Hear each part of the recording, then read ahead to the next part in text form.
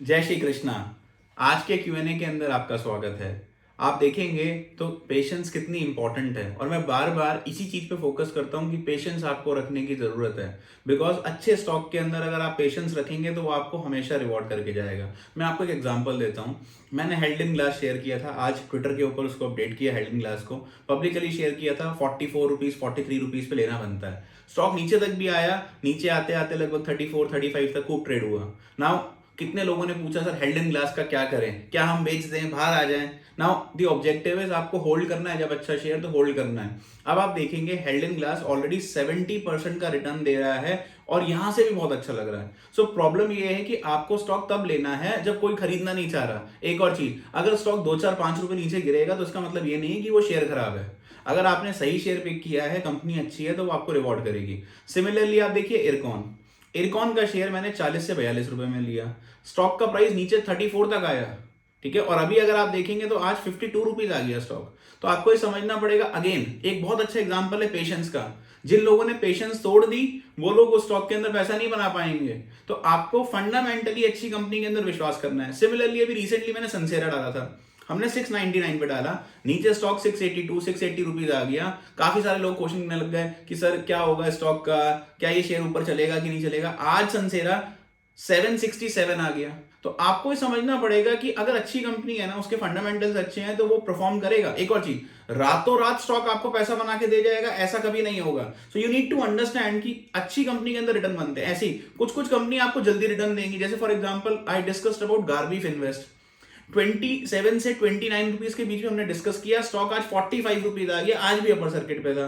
तो कुछ कंपनीज ऐसी होंगी जो आपको जल्दी रिटर्न दे जाएंगी और कुछ कंपनीज ऐसी होंगी जिसमें आपको टाइम लगेगा। सिमिलरली हमने काफी सारी क्वेरीज देखी पिछले इस वीकेंड के अंदर। तो काफी सारे लोगों ने पूछा सर आपको वर्ल क्या लगता है। मैं रिपीट कर दूं, वर्ल कंसोलिडेट हो रहा है। स्टॉक हमने 132 रुपए पे बाय किया था। 132 रुपए से अभी लगभग 150 के आसपास स्टॉक घूम रहा है और मुझे लगता है कि यहां से स्टॉक इजीली ऊपर की तरफ का पोटेंशियल रखता है। सेकेंडली अगर आप देखेंगे, बहुत सारी क्वेरीज थी सुमाया के ऊपर कि सर अभी स्टॉक एक तरीके से थोड़ा स्टेबल हो गया है, एक आधा रुपए नीचे आ गया। अब देखो आप समझिए, अगेन हमने स्टॉक को बाय किया 40 से 41 रुपए के बीच में। Now stock has reached up to 47 48। अब आपको ये देखना पड़ेगा कि एक स्टॉक थोड़ा कंसोलिडेट होगा। ऐसा तो है नहीं कि कंपनी लीनियरली ऊपर चलती चली जाएगी। आपने आज खरीदी रातों रात पैसा बन जाएगा, ऐसा नहीं है। एक स्टॉक अंडर वैल्यूड है। एक कंपनी को टाइम दीजिए, क्वार्टरली अर्निंग्स आती है कंपनी की, समय के साथ साथ रिजल्ट्स आते हैं, तो आप देखेंगे कि कंपनी परफॉर्म करती हुई मिलेगी। बट अगर आप ऐसे सोचेंगे कि मैंने आज शेयर लिया है और वो शेयर बस ऊपर ऊपर जाता चला जाए, ऐसा कभी नहीं होने वाला। सिमिलरली लाइक अगर आप देखेंगे, आज मैंने एक स्टॉक जो कि मेरे को बहुत पसंद है वो मैंने और एक्यूमुलेट किया, दैट इज आंध्रा पेट्रोकेमिकल्स। अगर आप देखेंगे 80 रुपीज के ऊपर Andhra petrochemical is a steal buy. बहुत अट्रैक्टिव वैल्यूएशन है, ईपीएस जबरदस्त है, अर्निंग यील्ड जबरदस्त है। अगेन मेरा फोकस वो 5 रुपए नीचे आ जाएगा या 10 रुपए नीचे आ जाएगा वो नहीं है। My focus is very clear. Stock fundamentally अच्छी है, कंपनी अच्छी लग रही है, लॉन्ग टर्म पोटेंशियल अच्छा है, मल्टीबैगर हो सकता है, तो मैंने स्टॉक ले लिया।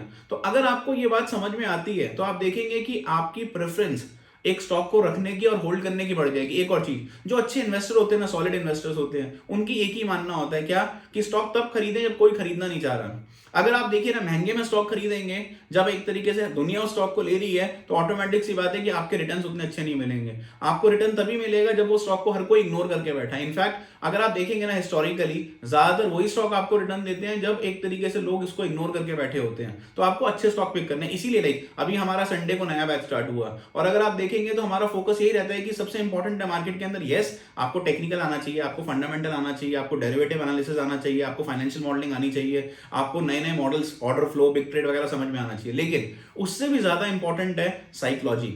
अगर आपको यह समझ में आएगा कि yes how you can become a good investor and how you can become a trader, तो जिनको ट्रेडिंग करनी है बहुत अच्छा है, आप एफएनओ में ट्रेडिंग करिए ना, कोई परेशानी नहीं है। आप टेक्निकल देखिए, एक स्टॉक के ऊपर आपने एक स्ट्रेटजी बनाई, उसके हिसाब से आप ट्रेडिंग करिए। बट जब आप इन्वेस्टर हैं तो आप एक इन्वेस्टर की तरह से अपनी साइकोलॉजी डेवलप करिए, दैट यस अगर शेयर नीचे आ रहा है तो मुझे उसको लेना है, अगर मुझे फंडामेंटल समझ में आता है तो मुझे उसके साथ जाना चाहिए। एक और चीज, जरूरी नहीं है कि मैं सही हूं।